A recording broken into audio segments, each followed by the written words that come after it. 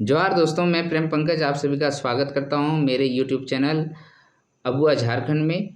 आज हम लोग एक बहुत हॉट टॉपिक पे बात करेंगे। इस टॉपिक का नाम आप सभी को मैं बता देता हूं, ये है कुर्मी आंदोलन से रिलेटेड। हमारे कुर्मी समुदाय के लोगों ने रेल टेको और डहर छेको आंदोलन चलाया है, जो कि झारखंड के खासकर दक्षिणी इलाके में बहुत इम्पैक्ट पड़ा है इसका। चक्रधरपुर मंडल आप सुने होंगे, रेलवे में एक मंडल है और इसके कई सारे स्टेशनों में रेल को रोक दिया गया और उन लोगों ने अपने आंदोलन में अपने मांगों को रखने का प्रयास किया।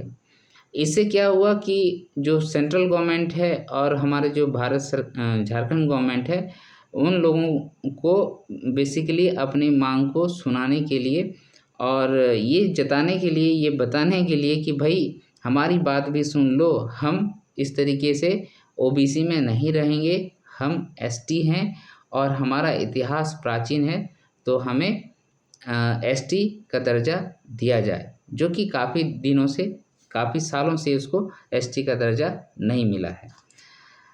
तो आइए चलते हैं और इसके बारे में जानकारी हासिल करते हैं और साथ ही साथ ये भी जानने की कोशिश करेंगे हम लोग कि हमारे जो कॉन्स्टिट्यूशन है उसमें क्या प्रोविज़न है एसटी में शामिल होने के लिए। ठीक है, एसटी कौन जनजाति बन सकता है ये भी देखेंगे।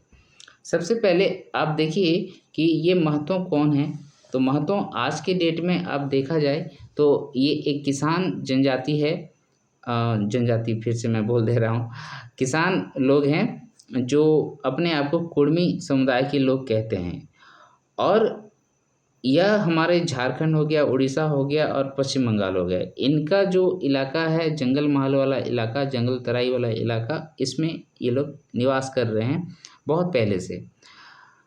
और इनकी जो भाषा है वो कुड़माली है, जो कि हिंदी आर्य भाषा परिवार से हैं और अभी के समय में ये ओबीसी कैटेगरी में आते हैं, राइट। तो इनका इतिहास देखा जाए तो बहुत पुराना है, ये मैं भी मानता हूँ, क्योंकि हम भी इतिहास जब पढ़ते हैं झारखंड के तो इन लोगों के बारे में पढ़ते हैं कि ये जनजातियों के साथ रहे हैं, चाहे वो मुंडा हो, उरांव हो, कोरा हो या फिर किसान समुदाय ही क्यों ना हो, इन सभी जगह में इन लोगों की चर्चा की गई है। अगर इनकी सभ्यता संस्कृति की बात करें तो इनका जो लोक नृत्य है जैसे झूमर है, राइट, ये पर्व जैसे कर्मा मनाते हैं, वंदना भी मनाते हैं, साथ ही साथ टुसु पर्व भी मनाते हैं। तो ये सभी जनजाति द्वारा मनाया जाने वाला पर्व है जो ये भी मनाते हैं। ठीक है, यहाँ पर देखिए कोई भी जो आदिवासी समुदाय के लोग हैं जो इस आंदोलन का विरोध कर रहे हैं वो मुझे गलत ना समझे, जो लिखा हुआ मैं बस वही जानकारी दे रहा हूँ, राइट। मेरा काम है जानकारी देना, मेरा काम आप लोगों के आंदोलन के पीछे पड़ना बिल्कुल नहीं है। ठीक है, तो यहाँ पर जो महतो परिवार है वो क्या करते हैं, अपने घरों में, अपने गाँव में जैसे जहेर थान होते हैं आपका जनजाति समुदाय में, जहाँ पर वो प्रकृति की पूजा करते हैं, उसी तरीके से यहाँ पर भी मड़प थान होता है जो बूढ़ा बाबा का पूजा किया जाता है जहाँ पर, और गर्म थान होता है जहाँ गर्मा की पूजा की जाती है, राइट।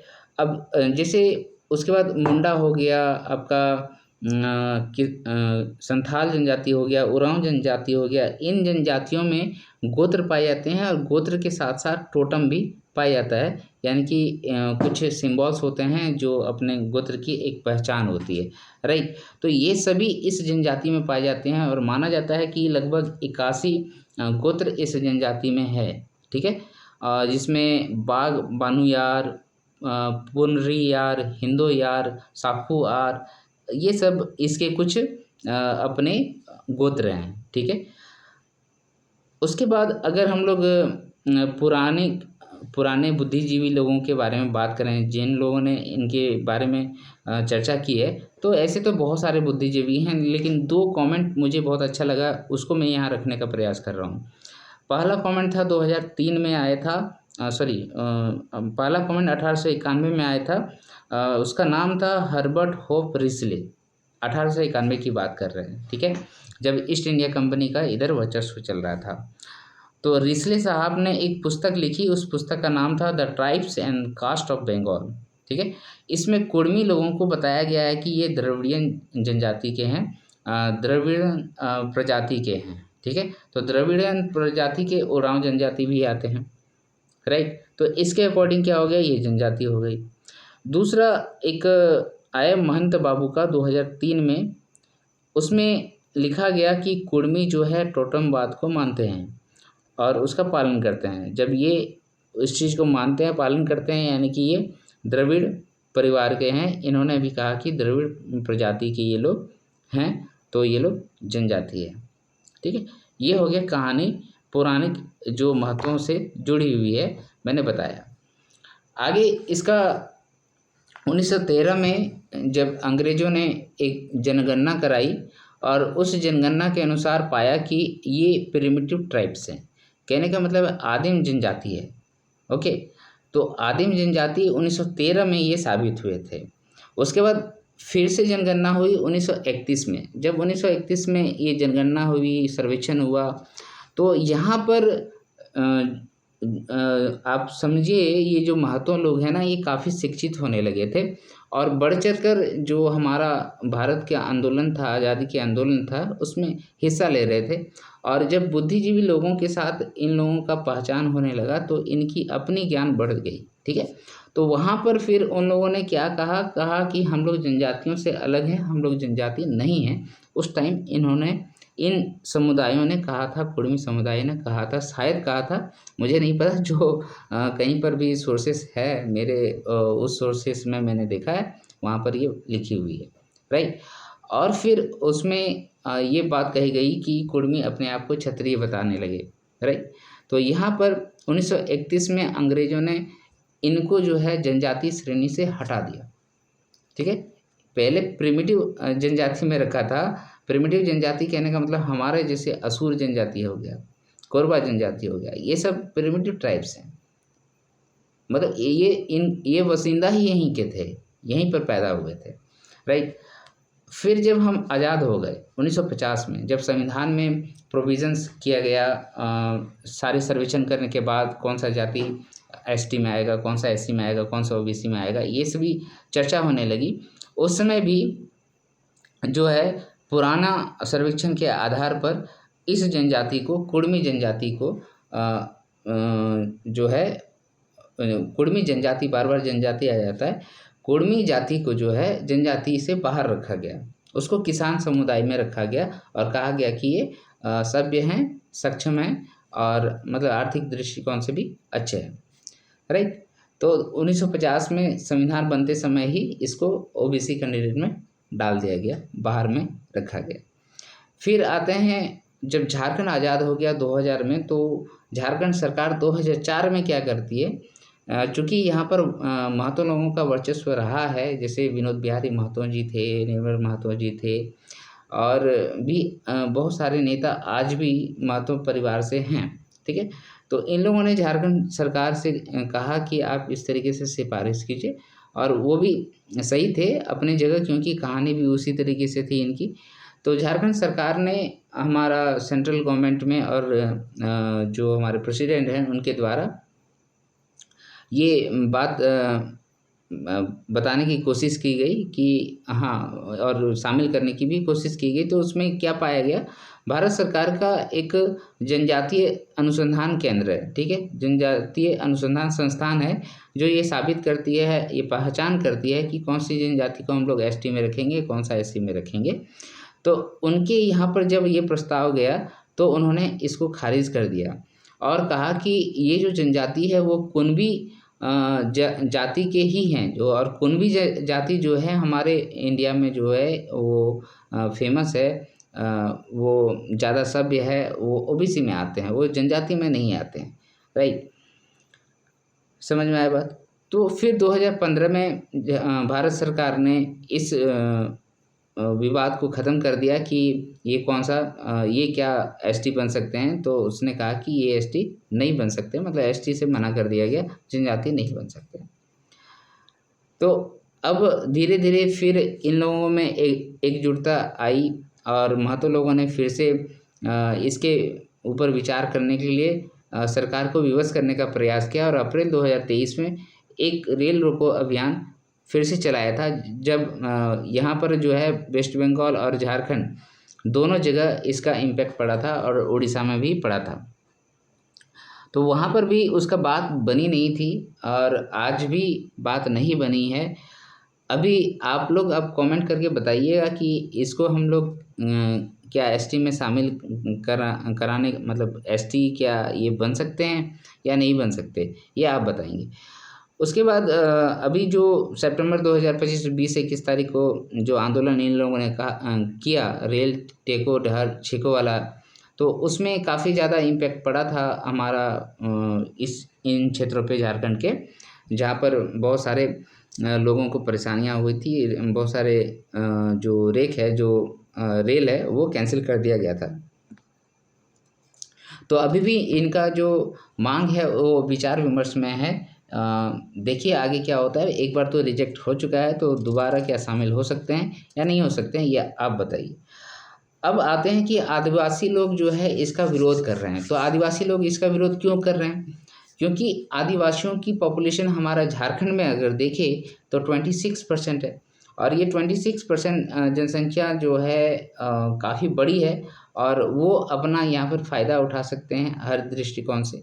लेकिन महत्व जो उससे बेहतर है, उससे ज़्यादा ऐसा माना जाता है ऐसे तो उरांव जनजाति जो जनजातियों में है सबसे सभ्य है, सबसे आगे बढ़े हुए हैं। तो उसी तरीके से महतो अगर जनजाति में शामिल होते हैं तो वो भी एक सभ्य और उच्च जाति के हिसाब से जाएंगे। तो क्या ये शामिल होंगे? तो अगर वो शामिल हो जाते हैं तो कितना प्रभाव आदिवासियों पर पड़ेगा? मेरे ख्याल में तो पड़े या ना पड़े जो भी हो, बट यहाँ पर जो है आदिवासी लोगों का कहना है कि वो केवल और केवल अपनी फ़ायदा के लिए इसमें आना चाहता है। उनको नौकरियां पाना होता है, उनको अलग तरीके से रिजर्वेशन पाना होगा, इसलिए वो आना चाहते हैं, क्योंकि ओबीसी में कंपटीशन काफ़ी बढ़ गया है। क्लियर? और इनका साफ कहना है आदिवासियों का कि इन्होंने जब खुद को क्षत्रिय बताया है तो फिर ये आज कैसे जनजाति हो गए। ये 2 पॉइंट इन लोगों के पास है जो काफ़ी मजबूत पॉइंट है। हाँ अब यहाँ पर हम लोग थोड़ा सा जानेंगे कि हमारा कॉन्स्टिट्यूशन में क्या प्रोविज़न है, एसटी आखिर किसको माना जाता है। तो मैं आर्टिकल नंबर तो बता देता हूँ। सबसे पहले 342 नंबर आर्टिकल है, जिसमें जो प्रेसिडेंट होते हैं ना, वो पहचान करते हैं हमारा जो स्टेट होता है उसके गवर्नर, या फिर यूटी जो होते हैं उसके गवर्नर, या फिर वहाँ पर भी जो भी प्रधान होते हैं उनसे परामर्श लेते हैं, और वो नोटिफाई कराते हैं, और एक पब्लिक नोटिफिकेशंस भी निकालते हैं। उसके बेस पे कहते हैं कि ये ट्राइब्स है। ठीक है? तो ऐसे नहीं ट्राइब्स बन जाते हैं, पार्लियामेंट में उसके लिए कानून बनाना पड़ता है। हाँ, तो कानून बनाने के लिए यही 342 का आर्टिकल में लिखा गया है, और उसमें बताया गया है कि किस जाति को इंक्लूड करना है जनजाति में और किसको एक्सक्लूड करना है। ओके, यहाँ पर सारी चीज़ें सूचीबद्ध किया गया है, और उसी के अकॉर्डिंग सारे काम होता है। उसके बाद अगर स्पेशल रिजर्वेशन का बात करें एसटी का, तो हमारा आर्टिकल नंबर 16(4) में लिखा हुआ है, आर्टिकल नंबर 46 में लिखा हुआ है, आर्टिकल नंबर 335 में लिखा गया है। अगर हम लोग लोकसभा, राज्यसभा, इन सब में, विधानसभा, इन सब में बात करें तो 330 नंबर आर्टिकल और 332 नंबर आर्टिकल में उनकी सीटों की आरक्षण के बारे में बात किया गया है। ठीक है? तो इस तरीके से तो बहुत सारे हैं। तो किस समुदाय को एसटी कहते हैं, इसके पीछे क्या क्या तर्क दिए जाते हैं वो देखिए। समुदायों की पहचान उसकी विशिष्ट संस्कृति, भौगोलिक क्षेत्र और आर्थिक पिछड़ेपन जैसी विशेषताओं के आधार पर की जाती है। ओके, तो यहाँ पर जनजाति की पहचान के लिए 3 चीज़ें हुई। विशिष्ट विशेषताओं में क्या हो गया कि उनकी संस्कृति और सभ्यता जो है अद्वितीय होना चाहिए, बिल्कुल अलग होना चाहिए। ठीक है? और ऐसा होना चाहिए कि वो, मतलब उनका जो सभ्यता संस्कृति है उसको दूसरे लोग नहीं अपना रहे हैं। राइट? उसके बाद भौगोलिक अलगाव होता है, यानी कि ये पृथक क्षेत्र में रहते हैं, या फिर ज़्यादातर जंगलों में इलाके में रहते हैं, या फिर तराई वाले इलाके में रहते हैं। बिल्कुल अलग रहते हैं, जो शहर है, नगर है, उन सबसे दूर रहते हैं ये सब। और तीसरा है आर्थिक पिछड़ेपन, है ना? ये अल्प विकसित होते हैं, इसके पास ज़्यादा धन संपदा नहीं होती है। ये अपना जीवन यापन जंगलों के उत्पादों से गुज़ारते हैं या फिर अपना खेती-बाड़ी से ही गुज़ारते हैं। ये सभी इसका विशिष्ट चीज़ें होनी चाहिए, तभी वो जनजाति की पहचान हो सकती है। और साथ ही साथ आप लोगों को ये ध्यान में रखना होगा कि वो उनका इतिहास इतना प्राचीन हो कि वो लगे कि हाँ, वो यहीं के थे, ठीक है? वो ओरिजिनल होना चाहिए, ये स्वदेशी क्षेत्र में होना चाहिए। तो ये पूरा मैंने विवरण दिया, जिसमें मैंने बताने का प्रयास किया कि महतो लोग जो कुर्मी हैं, वो क्यों ओबीसी से एसटी में शामिल होना चाहते हैं, उसका इतिहास क्या रहा है, उसका बैकग्राउंड क्या है। और साथ ही साथ मैंने ये भी बताया आप लोगों को कि कॉन्स्टिट्यूशन में क्या प्रोविज़न है जिससे वो एसटी में जा सकते हैं। ये सभी बातें मैंने क्लियर कर दी। तो अब आप मेरे कमेंट को जो है आप बताएँगे कि मैंने जो जानकारी आप लोगों को दी है वो सही है या नहीं है? कमेंट करके बताइए कि महतो लोगों को ओबीसी से एसटी में जाना चाहिए या नहीं जाना चाहिए, ठीक है? इन सभी के लिए मेरे पास टाइम नहीं है। आप लोग आराम से सोचिए, समझिए और अपना तर्क दीजिए, ठीक है? मिलते हैं नेक्स्ट वीडियो में, तब तक के लिए जय हिंद, जोहार, जय झारखंड।